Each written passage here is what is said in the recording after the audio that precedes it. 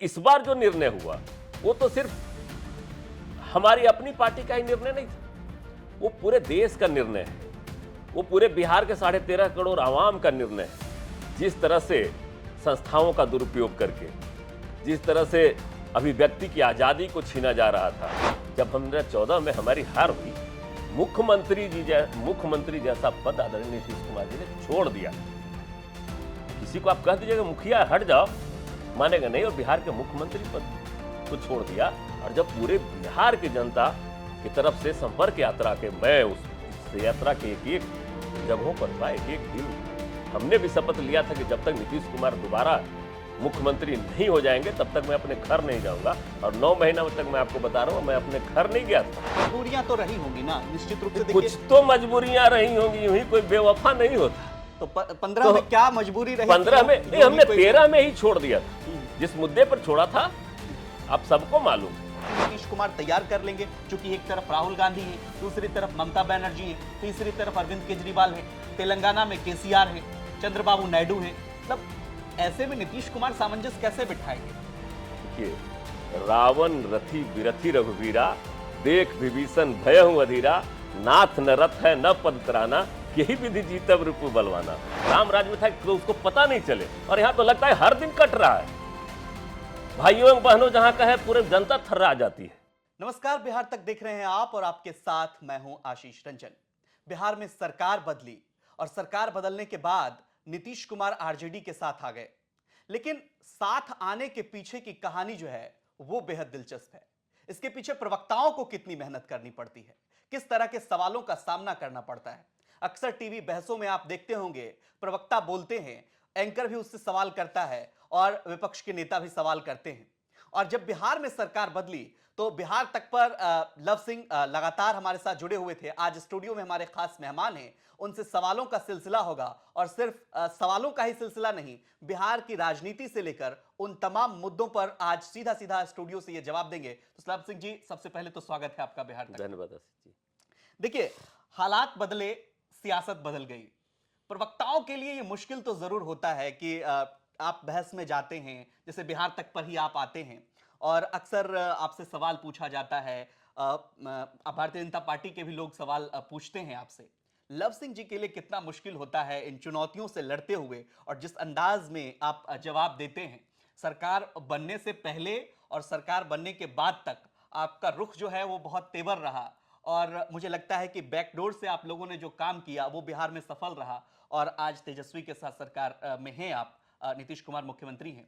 कितना चुनौती भरा रहा ये सब चीज? देखिए आशीष जी, सरकार कोई ऐसे ही नहीं बदलती। सरकार परिस्थितियां जब इस तरह की उत्पन्न हो जाती है, जब काम करने में काफ़ी कठिनाई होती है, और जब नहीं लगता है कि म्यूचुअल अंडरस्टैंडिंग बन रहा है, ये एक दिन की प्रक्रिया नहीं है आशीष जी।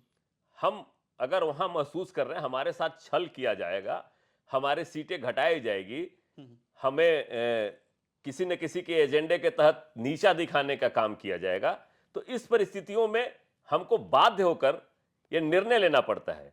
लेकिन इस बार जो निर्णय हुआ वो तो सिर्फ हमारी अपनी पार्टी का ही निर्णय नहीं था, वो पूरे देश का निर्णय है, वो पूरे बिहार के 13.5 करोड़ आवाम का निर्णय है।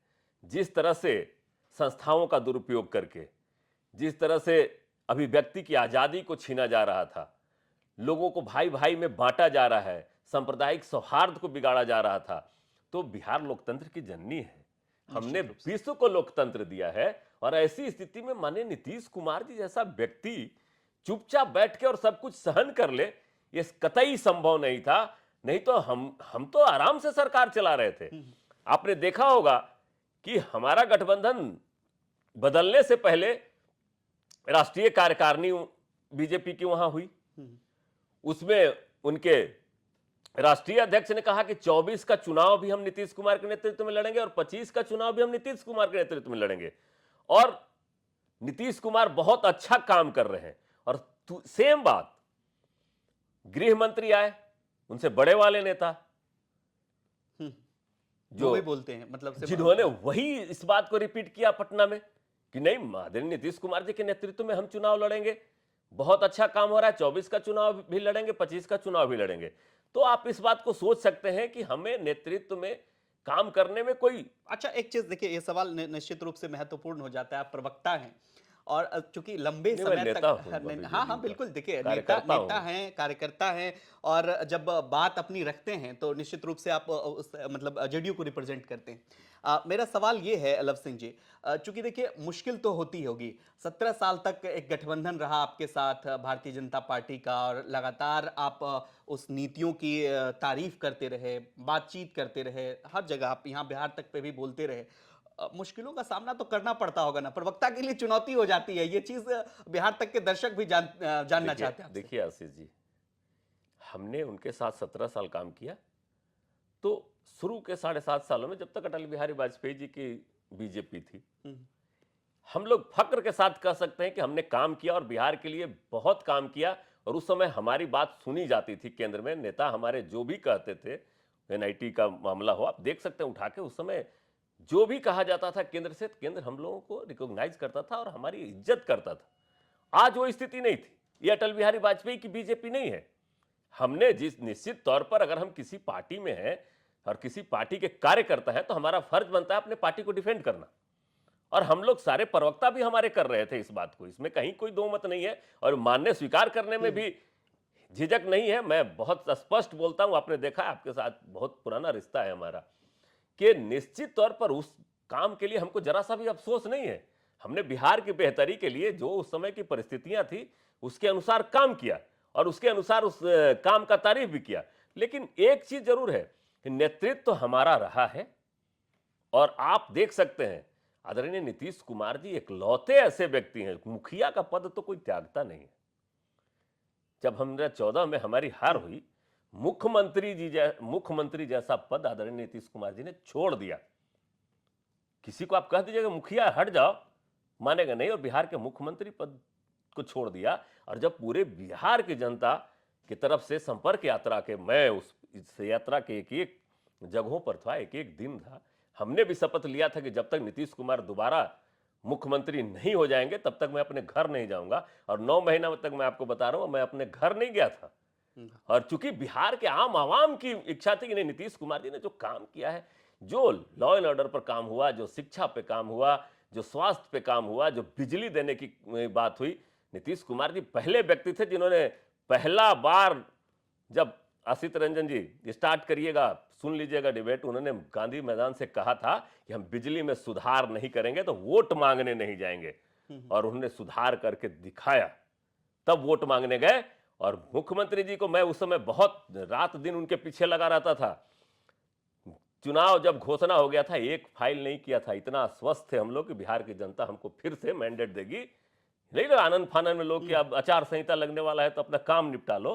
नीतीश कुमार जी जैसा रिलैक्स रहे और उसके बाद दुगनी बहुमत के साथ जनता ने हमको जिताया। निश्चित रूप से देखिए, सवाल अब थोड़ा दूर चलते हैं। 2024 आपके आगे है। आप मुखरता से अपनी बात हमेशा जब भी टीवी बहसों से लेकिन लेकर 15 के। को क्यों छोड़ रहे हैं? अगर जब जिस बात में जहां परेशानी होती थी, 15 में परिस्थितियां ऐसी बदली कि हम महागठबंधन के साथ है। 13 के बाद हमने बीजेपी का साथ छोड़ा और 15 में जब हम आरजेडी के साथ गठबंधन किए, जनता ने उसको हाथों हाथ लिया। मजबूरियां तो रही होंगी ना, निश्चित रूप से देखिए। कुछ तो मजबूरियां रही होंगी, यूं ही कोई बेवफा नहीं होता। तो 15 तो में क्या मजबूरी रही कि 15 में नहीं, यूं ही हमने कोई 13 में ही छोड़ दिया था। हम्म, जिस मुद्दे पर छोड़ा था, हम्म, आप सबको मालूम है, वो जी। मुद्दा आज भी बरकरार है। 13 में ही हमने बीजेपी का साथ छोड़ा था। ये अहंकारी सत्ता के खिलाफ हमने साथ छोड़ा था कि नीतीश मोदी कुमार जी जी के साथ नहीं स्वीकारते जाएंगे। हैं कि और हमने, वही बात पे मैं आ रहा हूं, 17 में उनके साथ जाना हमारी भूल थी और उस भूल के लिए हम बिहार की जनता से माफी मांग चुके हैं। हमारे आदरणीय नेता ने कहा है कि हमको 17 में वहां जाना हमारी भूल थी। बस इतना ही तो डिसीजन रहा है, नहीं तो बाकी हम लोगों का निर्णय, मैं आज भी उस निर्णय को स्वीकार करता हूं जिस समय अटल बिहारी वाजपेयी के नेतृत्व में हम लोग काम कर रहे थे, अटल आडवाणी की बीजेपी में हम लोग काम कर रहे थे और बहुत ही अच्छे ढंग से काम कर रहे चलिए थे। सवालों का सिलसिला आगे बढ़ाते हैं। नीतीश कुमार मतलब कहा जा रहा है, आप उसमें सबसे पहले नंबर पे मैं देखता हूं। आप बिहार तक पे भी जब आते हैं या अन्य बहसों में भी जब आप जाते हैं बतौर जेडीयू नेता, तो आप इस बात को कहते हैं लव सिंह जी कि लाल किला से झंडा फहराएंगे नीतीश कुमार। 2024 में ये परिस्थितियां अगर बनती है तो बिहार की सत्ता किसके हाथों में होगी? देखिए आशीष जी, हमारे नेता ने जी। बड़े ही स्पष्ट शब्दों में कहा है, हम्म, हमारे डिप्टी सीएम के बारे में कहा है हम्म, कि हम इनको आगे बढ़ा रहे हैं। आप इशारा समझ सकते हैं, जनता तय करती है। और लाल किले से झंडा इसलिए फहराएंगे नीतीश कुमार जी, ये 13.5 करोड़ बिहारियों की ही आवाज नहीं है, देश के विभिन्न हिस्सों में भी इस बात की स्वीकारिता है, इस बात का मांग है। तभी कोई यूपी से, फूलपुर से लोग मांग करते हैं, कोई बनारस से चुनाव लड़ने का मांग करता है, कोई गुजरात से चुनाव लड़ने की का मांग करता है नीतीश कुमार जी की। और दूसरी सबसे बड़ी चीज है, पहला चुनाव अभी हुआ हमारे गठबंधन बनने के बाद, अभी जो गठबंधन बना, और उसके बाद देखिए पटना यूनिवर्सिटी पूरे बिहार का आईना है, पूरे बिहार से छात्र वहां पढ़ने आते हैं।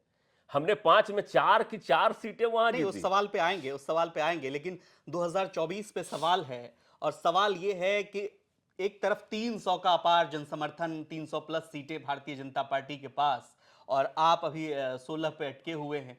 तो मतलब चुनौती कैसे देंगे, ये सवाल दिलचस्प हो जाता है ना। ये सवाल मतलब आपसे हमेशा पूछा जाएगा कि कैसे उस सत्ता को आप चुनौती देंगे। एक तरफ प्रधानमंत्री मोदी बनाम नीतीश कुमार जब आप बात करते हैं, तो इसका कोई आधार भी तो होना चाहिए, जमीन भी तो होना चाहिए।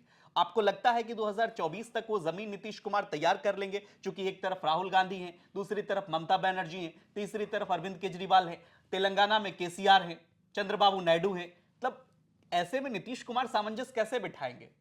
देखिए, रावण रथी बिरथी रघुवीरा, देख विभीषण भयहु अधीरा, नाथ न रथ है न पद तराना, केहि विधि जीतब रिपु बलवाना।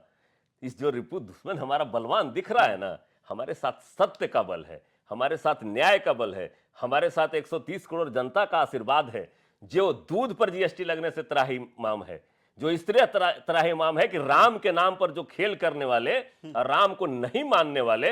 राम के बारे में कर का क्या परिभाषा था, तुलसीदास जी ने कहा है, हर्षत बरसत सब लख है, करसत लखै न कोय। हर्षत बरसत सब लख है, करसत रखै लखै न कोय। तुलसी सुभाग प्रजा सुभाग से भूप भानु सा हो, भानु मतलब सूर्य के समान, कि सूर्य कब जल ग्रहण करता है और जब वर्षा के रूप में हमको बरसाता है तो दिखता है, सब जगह हरियाली फैल जाती है। जब जनता से आप कर लीजिए, राम राज में था तो उसको पता नहीं चले, और यहां तो लगता है हर दिन कट रहा है। भाइयों एवं बहनों जहां का है, पूरे जनता थर्रा जाती है। और दूध पर जीएसटी उन्होंने कहा था कि कहां लगेगा भाई, तो फिर पूछा कि कर कहां लगेगा, तो मनी मानिक महंगे किए, सहजे तृण जलनाज, तुलसी कहो सुभाग से, राम गरीब नवाज। तुलसी ने लिखा है कि राम गरीबों के नवाज है। मैं आप तृण जल इस सब को सहजिए, जो आम आदमी की चीजें हैं उसमें तृण घास को कहा जाता था, यहां तो चारा पर भी जीएसटी लग रहा है भाई, यहां बच्चों के दूध पे जीएसटी लग रहा है, यहां पराठा पे जीएसटी लग रहा है। तो आप जनता को ये समझाने में सफल 2019 का चुनाव हुआ, महंगाई तब भी मुद्दा था, बेरोजगारी तब भी मुद्दा था। आपको लगता है कि कोई विपक्षी एकता का जो एक गठजोड़ है वो 2019 में नहीं हुआ, आप जनता को समझा नहीं पाए, या अब वो विपक्षी एकता आपको लगता है कि फिर मतलब आप राहुल गांधी के भी साथ आ जाएंगे, राहुल गांधी भी आपका समर्थन करेंगे, कांग्रेस पार्टी? 19 में हम उनके साथ थे, आप इस बात को हाँ समझ हाँ, लीजिए। समझ रहा हूँ जी। आज नीतीश कुमार जी निकले हैं लड़ने के लिए, तो राहुल गांधी भी तो आज भारत जोड़ो यात्रा पे हैं। बहुत अच्छी बात है, करना चाहिए, अपने पार्टी को बढ़ाने का अधिकार सबको है। लेकिन मैं इस बात पे आ रहा हूं, नीतीश कुमार सबको स्वीकार हो सकते हैं, उसका कारण है, कोई व्यक्ति ऐसा नहीं है जिसको 17 सालों तक मुख्यमंत्री रहने का अनुभव हो, और केंद्र में रेल जैसे मंत्रालय, कृषि जैसे मंत्रालय, परिवहन जैसे मंत्रालय, इतने बड़े बड़े मंत्रालयों को और छोटे मंत्रालयों को छोड़ दीजिए, जिनको सफल संचालन करने का अनुभव रहा हो और जिसमें जिम्मेवारी लेने की क्षमता रही हो। आपको याद होगा, सिर्फ मुख्यमंत्री का ही पद नहीं, इतने रेल दुर्घटना होते हैं, गायसल में रेल दुर्घटना हुई, आदरणीय नीतीश कुमार जी ने रेल मंत्री पद से इस्तीफा दे दिया। तो लोगों को लगता है कि इस आदमी को जिस समय लगेगा कि मैं प्रधानमंत्री का पद सुशोभित करने लायक नहीं हूं, तुरंत छोड़ देगा। और इस आदमी क्रेडिबिलिटी नहीं है, ये बात दिलचस्प है। बतौर नेता तो आप कहते हैं, लव सिंह जी लगातार शुरुआत से महागठबंधन की सरकार बनने से पहले आप इनको सुनते आ रहे होंगे। हमेशा ये बात कहते रहे कि 2024 में झंडा फहराएंगे, ठीक है, वो तो देखने वाली बात होगी। लेकिन नीतीश कुमार से जब ये सवाल पूछा जाता है, बिहार तक ने भी उनसे जब ये सवाल पूछा, तो वो कह रहे हैं इस बार नहीं नहीं ऐसी कोई बात नहीं है। नीतीश कुमार बहुत मतलब मजे हुए खिलाड़ी की तरह जवाब दे जाते हैं, कुछ बोलते नहीं है, सॉफ्ट कॉर्नर लेकर चलते हैं। नहीं, बहुत अच्छा सवाल आपने किया। ये नीतीश कुमार की इच्छा नहीं है। नीतीश कुमार बहुत अच्छे से सरकार चला रहे हैं और नीतीश कुमार की आवश्यकता है इस देश को। मैं इसलिए कह रहा हूं कि सब विपक्ष जब एक साथ बैठेगा और जब मंथन करेगा कि नीतीश कुमार जी को यह जिम्मेवारी उठाना चाहिए, तो नीतीश कुमार ऐसा व्यक्ति नहीं कि पूरा देश अगर जिम्मेवारी दे और भाग जाए। वो चुनौतियों से ही तो लड़ के ऊपर आए हैं। नीतीश कुमार संघर्ष करके ऊपर आए हैं। चांदी का चम्मच नहीं मिला है नीतीश कुमार को। बहुत बड़ा विरासत में पार्टी नहीं मिली है। तेजस्वी यादव को मिला है।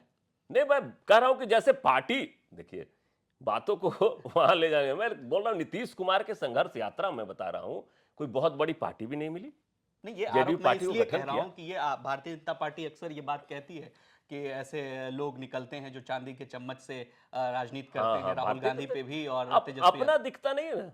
हम्म। जय शाह जी कितना टेस्ट खेले हैं। नहीं, ये आप नियम बदल दिया जेडीयू गया। के नेता हैं, ये आप तय करेंगे। आपको नियम क्या- बदल दिया गया। अनुराग ठाकुर जी कहां से आए हैं?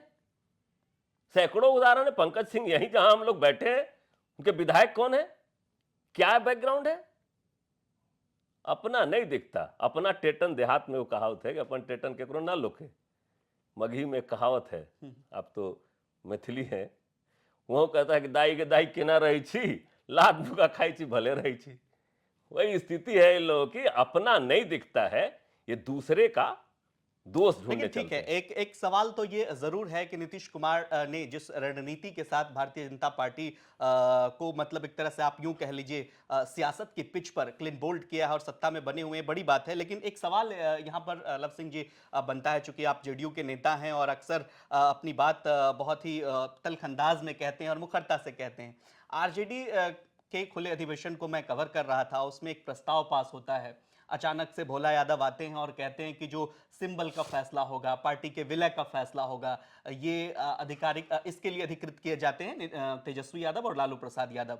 आपको लगता है कि एक एका की जरूरत है, एक एकीकृत जैसे पहले भी हुआ है कि पार्टियों के मर्जर वाली बात पहले भी हुई है और पार्टियां एक साथ आकर के मतलब एक बड़ा संदेश दिया है और इस बात की चर्चा तब से जोर पकड़ने लगी कि आगे चल करके जेडीयू और आरजेडी जो है एक साथ हो जाए। मतलब आप बतौर नेता इसको कैसे देखते हैं? क्या इस बात में कोई संभावना है? देखिए सिद्ध जी, परिस्थितियां आगे क्या होंगी वो तो मैं नहीं जानता। अभी हम एक स्वतंत्र पार्टी के रूप में काम कर रहे हैं, लेकिन महागठबंधन में हम लोग हैं तो अभी सभी अटूट रूप से हैं। एक दूसरे के सुख दुख के साथी हैं हम लोग, एक दूसरे के सहयोगी भी हैं। और जहां तक देख रहे बिहार में जो सत्ता परिवर्तन है वो साधारण नहीं है। सब जगह ऑपरेशन लोटस हो रहा था, ऑपरेशन लोटस हो रहा था। पूरे देश की जनता ऑपरेशन लोटस सुनते सुनते पक गई थी। यहां एक इंजीनियर ने लोटस का ही ऑपरेशन कर दिया और इंजीनियर टाका देगा तो थोड़ा इधर उधर पड़ेगा। दर्द ज्यादा हो रहा है बीजेपी को। नीतीश कुमार जी ने ऐसा ऑपरेशन किया कि ये कहीं औंधे मुंह गिरे हैं। और तब तक बहस का मुद्दा ये नहीं था, तब को लग रहा था कि मैदान खाली है, फिर एक बार आ जाएगा। जैसे ही नीतीश कुमार ने एक कदम उठाया है, पूरे देश में 24 के चुनाव का मुद्दा उठा है और सभी चैनलों में प्रमुखता से इस बात को चलाना पड़ा है। मैं तो आपके यहां सभी चैनलों में गया हूं और जैसे ही ये मुद्दा उठा उसके बाद सीधे 24 आ गया। बिहार से ज्यादा 24 पर फोकस हुआ। तो इसका मतलब है पूरे देश की निगाहें हैं नीतीश कुमार पर। पूरे देश के आशा और आकांक्षाओं के प्रतीक है नीतीश कुमार। कई बेजुबानों के जुबान है नीतीश कुमार। ठीक है, केंद्र की राजनीति से अलग अब थोड़ा बिहार की राजनीति के रुख करते हैं। कुढ़नी महत्वपूर्ण सीट, 2 सीटों पर चुनाव हुआ। गोपालगंज में महागठबंधन की हार हो गई, वहां से जीते आप मोकामा से। लेकिन कुढ़नी बहुत दिलचस्प मोड़ पे पहुंच गया है। आप देखिए, मुकेश सहनी आपका दोनों सीट पे समर्थन कर रहे थे, गोपालगंज और मोकामा में, लेकिन यहां पर कोऑर्डिनेशन की कमी दिखी और अब उन्होंने ऐसे चेहरे को दे दिया है जो जेडीयू के लिए मुश्किलें खड़ी कर सकते हैं। और मुश्किलें इसलिए खड़ी कर सकते हैं कि आपका कोऑर्डिनेशन सहनी जी के साथ भी नहीं हो पाता है। क्या कुछ कमी तो रही इस बात को लेकर के कि बना नहीं पाए आप कोऑर्डिनेशन? देखिए, बहुत सारी महत्वाकांक्षाएं होती है राजनीति में, और सबको पूरा नहीं किया जा सकता है। सब सेक्रीफाइस करके लड़ाई बहुत बड़ी है। हम तो कहेंगे कि सहनी जी भी हम लोगों के साथ आ जाएं और एक बड़ी लड़ाई में लड़ाई लड़े, तो क्योंकि लड़ाई इनिशिएटिव तो नीतीश कुमार को लेना चाहिए था ना इस पे। इनिशिएटिव नीतीश कुमार जी ने लिया होगा, पार्टी के बड़े नेता हैं। और अब जो परिस्थितियां सामने आ गई, हम्म, हम लोग उस पर भी बात कर सकते हैं। क्योंकि अभी कुढ़नी में जो चुनाव हो रहा है, देखिए हमारे यहाँ एक ठो कहावत है मगही में कि आटा चाउर के भाव तबे पैदा पता चले हैं जब खरीदे पड़े हैं और घर घर चलावे पड़े। अभी हमको आटा चाउर का भाव इसलिए पता चल रहा है कि मेरी पत्नी गई है सिंगापुर अच्छा। और मैं घर का देख रहा हूं, और मैं उस दिन से भूल गया जिस दिन कहा करता था कि मेरी पत्नी हाउस वाइफ है। मैं कहता हूँ होम मेकर है। अभी शब्द का मैं दोबारा कभी इस्तेमाल नहीं करूंगा कि हाउस वाइफ। घर चलाना आसान काम नहीं है, इतना मजबूत काम है, इतना बड़ा काम है। वो खुद करने के बाद आटा चावल का भाव पता चलता है, और जब खुद अकेले लड़ने के लिए उतरे हैं तब वो आटा चावल का भाव पता चलेगा कि हम कहां पे हैं और परिस्थितियां कहां हैं, देश की पुकार क्या है। क्योंकि जनता देखिए, सहनी समाज क्यों अपना वोट बर्बाद करेगा वहां, जब आदरणीय नीतीश कुमार जी ने इतना काम किया है। जहां मछली मारने पर टैक्स होता था, हम लोगों की सरकार ने उसको वापस लिया है। नाव खरीदने के लिए उनको हम लोगों ने सहायता राशि दी है। पिछड़ों के समाज से अति पिछड़ों तक लाने का काम हमने किया है। उनके लिए बहुत सारी योजनाएं चलवाई हैं। तो वो तो नीतीश कुमार ने हर वर्ग के लिए काम किया, मैं एक जाति विशेष के लिए काम नहीं कर रहा हूं। तो उस परिस्थितियों में अब कोई कहता है कि ओवैसी के उम्मीदवार आ जाएंगे तो वो वोट काट लेंगे। जनता काट तो लिया ना, गोपालगंज में काट लिया, 8,000 से ज्यादा वोट ले आए और आपकी हार हो गई वहां महागठबंधन की। 1,700 वोटों से आप चुनाव हार गए। तो आदमी तो उसी से सीखता है ना, गलतियों से ही सीखता है। आज जनता ने कहा कि भाई, जनता सोच ही नहीं रही थी कि हम हार जाएंगे, इसलिए अब मेजोरिटी ऑफ वोट वहां 40,000 से ऊपर मुस्लिम है, 50,000 के लगभग मुस्लिम है गोपालगंज में, लेकिन उसमें से मात्र 8,000 लोगों ने ही वोट किया। उसमें कुछ और इधर उधर के वोटर हो सकते हैं, बाकी मेजोरिटी 80% लोगों ने हमारा वोट दिया। 20% तो ऐसे मजाक में कि भाई एक उम्मीदवार खड़ा है, 2-4 हजार वोट तो किसी को मिल जाता है, 4,000 और वोट दिया। 4,000 तो ऐसे भी कोई खड़ा हो जाता है तो उसको मिल जाता है। लेकिन वो परिस्थितियां बदल गई है और आदमी गलतियों से ही सबक लेता है। ठीक है, आते हैं अभी रिसेंट एग्जांपल हम आपको देते हैं, चूंकि पटना यूनिवर्सिटी आप शुरुआत में ही आपने जिक्र किया।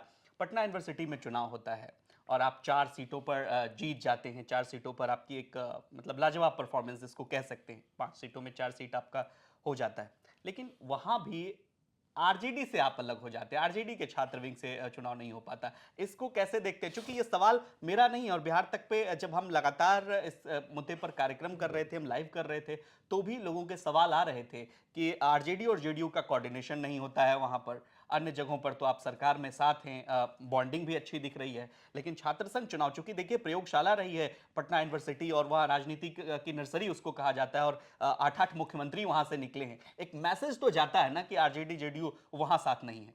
देखिए, दोनों का वोट देखिए, वहां जो दोनों पार्टियों में वोट पड़ी है, जब परिस्थितियां ऐसी होती हैं कि वहां हम ही और आरजेडी लड़ाई में है, तो हम लोगों ने दोनों वहां फाइट किया। जैसे ही लगेगा कि तीसरा तत्व अगर हाजिर होना, तो हम लोग तो साथ में हैं ही। छात्रों का अपना एक संगठन था, उन लोगों की इच्छा थी कि हम भी लड़े, चूंकि लड़ाई हमारे ही उनके बीच में थी। तो उसमें दाल में गिरे या भात में गिरे घी, बात बराबर थी। एक सीट उसी में वो ले गए। लेकिन ये बात आप लोगों को समझा पाएंगे क्या? चूंकि देखिए लोग तो इसको ऐसे नहीं देखता। लोग तो देखता है कि आरजेडी अलग चुनाव लड़ रहा है, जेडीयू अलग चुनाव लड़ रही है। नहीं, ऐसी बात नहीं है। देखिए, वो छात्रों का चुनाव था। अच्छा, आप इसको सेपरेट करते हैं, अलग सेपरेट करते हैं, छात्र संगठन है। हम्म, और मैंने कहा ना कि वहां हम लोगों को ऐसा था ही नहीं कि लड़ाई। आपने देखा होगा आरजेडी के छात्रों का भी बहुत अच्छा वोट आया है, हमारे उन्हीं के बीच में लड़ाई रही है। तो जहां कहे ना कि हम लोग दोनों भाई अगर साथ हैं, आपस में कुछ होगा तो म्यूचुअल अंडरस्टैंडिंग के साथ लड़ लेंगे, लेकिन जैसे ही तीसरा वो खड़ी हो जाएगी तो हम लोग दोनों साथ होकर लड़ेंगे। ठीक है। एक सवाल, चूंकि देखिए लगातार ये सवाल जहन में आ रहा था। नीतीश कुमार जब से ये गठबंधन की सरकार बनी है, प्रवक्ताओं को कुछ सलाह देते हैं क्या? सलाह मशवरा देते हैं आप लोगों को और नेताओं को भी कि इस तरह से बयान दीजिए, ये बोलिए वो बोलिए? बात हुई है कभी सरकार बनने के बाद? देखिए, नीतीश कुमार जी ने शुरू में ही प्रशिक्षण तो कई बार होते रहता है, हम एज ए कार्यकर्ता भी कई प्रशिक्षण में शामिल हुए हैं। पार्टी के अभी बहुत महत्वपूर्ण पद मैं नहीं संभाल रहा हूँ।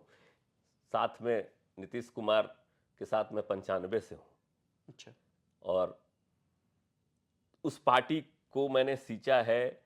मैं गांव-गांव घूमकर समता पार्टी का मशाल छाप का पर्ची आता था दिल्ली से, उस समय गांव में साइकिल से लेकर घर-घर पहुंचाता था। मेरे पिताजी भी उससे जुड़े हुए थे। पिताजी जिला अध्यक्ष थे समता पार्टी के, संतन प्रसाद सिंह नाम था। बहुत ही नीतीश जी के करीबी, हमारे घर पे भी कई बार रहे हैं। और हम लोग थोड़ी सी नाराजगी कभी हो सकती है कि हमको टिकट नहीं मिला, उसको नहीं मिला, लेकिन अंतोगत्वा हम लोग नीतीश कुमार के नेतृत्व में काम करते हैं। नीतीश कुमार जी ने जब भी बोला है अपनी संयमित भाषा का प्रयोग करिए बिल्कुल। और अपने नीतियों को उजागर करिए, दूसरे को टारगेट करने से ज्यादा बढ़िया है। क्योंकि हमने इतना काम किया है कि उसी को बताने के लिए हमारे प्रवक्ताओं के पास समय कम पड़ता है।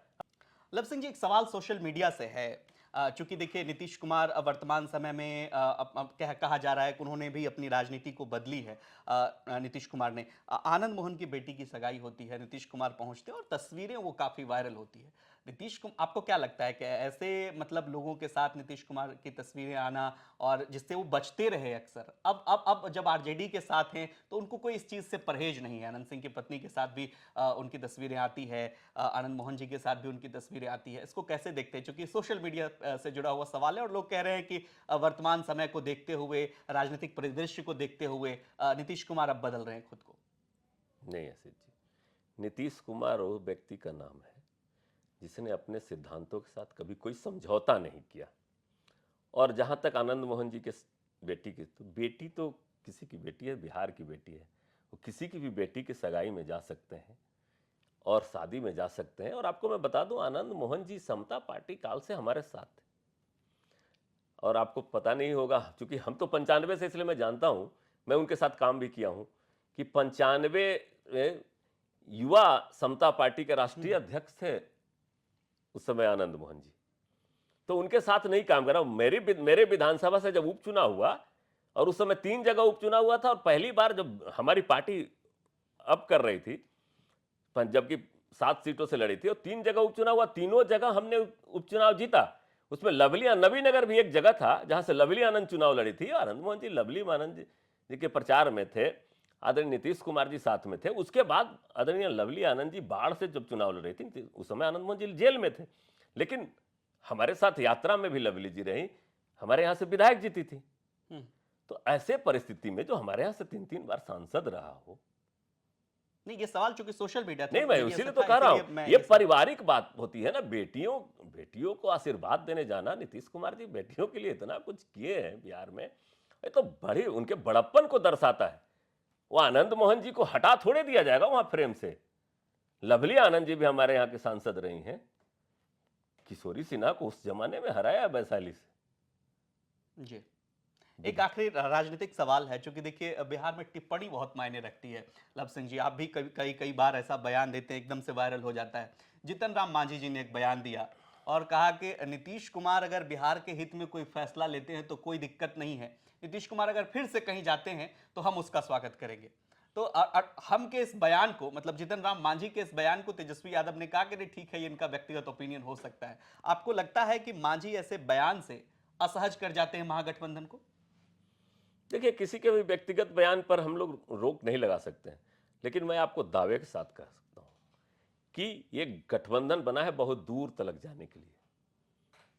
अब ये सवाल ही नहीं उठता कि हम लोग फिर से कहीं बीजेपी और इसमें जाएंगे। मांझी जी का अपना सोच हो सकता है ना, बयान दिए, उस पर बहुत टिप्पणी करना, बड़े नेता है, हम लोग टिप्पणी करने के लिए अधिकृत भी नहीं है, लेकिन बहुत सोच समझकर गठबंधन बना है। और अभी देखिए उसका परिणाम आपको सामने आएगा। कुढ़नी के चुनाव में भी हम भारी बहुमत के साथ जीतेंगे, इसमें कहीं कोई दो मत नहीं है। और ये गठबंधन देश को नई दिशा और दशा देगा। ये लाल किला पर तिरंगा फहराने जब नीतीश कुमार जी जाएंगे तो देश की जनता चैन और सुकून का सांस लेगी। ठीक है, तो नीतीश कुमार लाल किले से झंडा कब फहराते हैं, ये जेडीयू के नेता का बयान है, और ये गठबंधन कितना दूर तलक जाता है, ये देखने वाली बात होगी। लव सिंह जी, आप हमारे साथ जुड़े, बहुत बहुत शुक्रिया आपका बिहार तक पर समय देने के लिए। तो आपको ये कार्यक्रम कैसा लगा, हमें कमेंट करके जरूर बताइएगा। तब तक नमस्कार। बहुत बहुत धन्यवाद।